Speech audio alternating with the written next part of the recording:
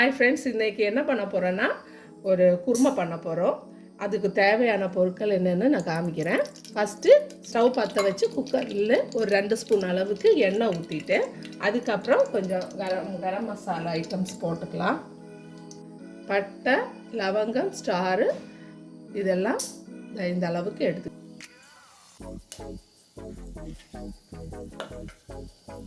அது பொரிஞ்சிச்சு.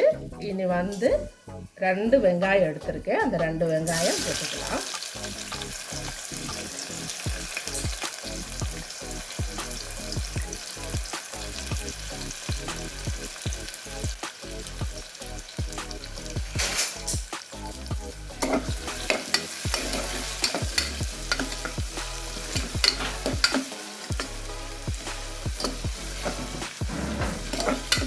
இந்த அளவுக்கு இஞ்சி பூண்டு நான் இடித்து வச்சுருக்கேன்.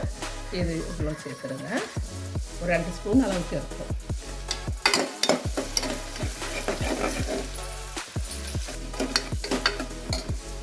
மீதி காய்களெல்லாம் போட்டுடலாம்.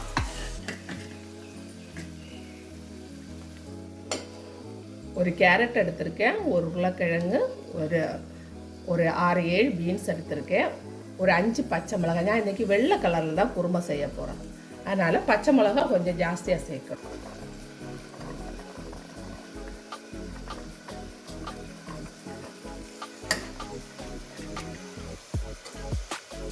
கிரீன் பீஸ் இவ்வளோ எடுத்துருக்கு, ஒரு கிண்ணம் கிரீன் பீஸ் எடுத்துருக்கேன்.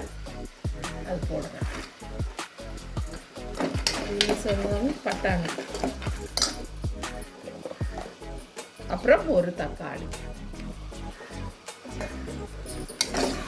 எல்லாம் சேர்த்து வதக்கிடுங்க.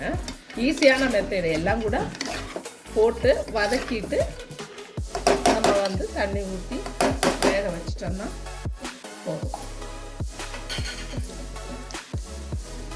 1/2 ஸ்பூன் பெப்பர் போடுறேன்.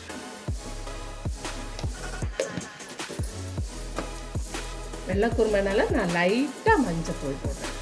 நான் ரொம்ப போட்டோம்னா இந்த வெள்ளை கலர் கிடைக்காது.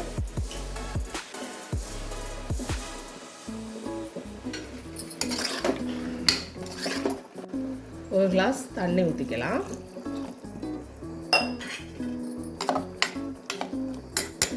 உங்களுக்கு எவ்வளோ செய்யணுமோ அதுக்கேற்ற மாதிரி ஏற்றிக்கோங்க. காயும் சரி தண்ணியும் சரி அதுக்கேற்ற மாதிரி ஏற்றி செய்யலாம். இப்போ நான் செய்கிற ஒரு 4 பேர் 5 பேர் சாப்பிட்டுக்கலாம். அந்த அளவுக்கு செய்கிறோம். இனி மூடி வச்சிடலாம் குக்கரை. பட்டாணி போட்டிருக்கிறதுனால நம்ம ஒரு 4-5 விசில் வச்சிடணும்.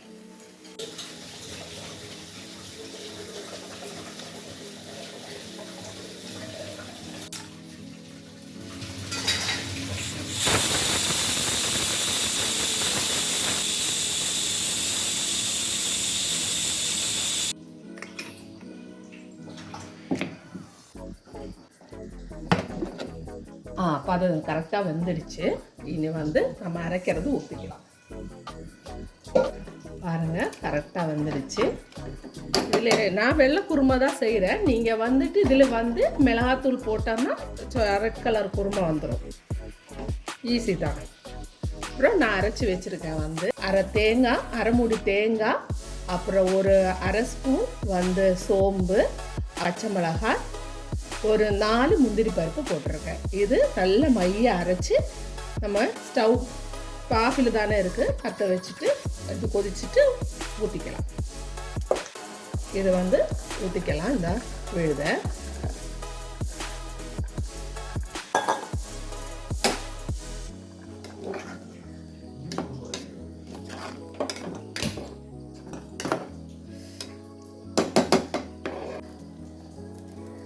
கொதிக்கட்டும். உப்பு தேவையான அளவுக்கு போட்டுக்கோங்க.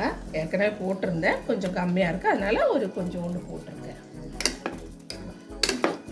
கொஞ்சம் கொதி வரட்டும். ரொம்ப கொதிக்க விட வேண்டாம். அந்த பச்சை ஸ்மெல்லு போகிறதுக்கு இப்படி கிண்டி விட்டுட்டே இருங்க. அதுக்கப்புறம் கொத்தமல்லி லாஸ்ட்டாக போட்டுடுங்க.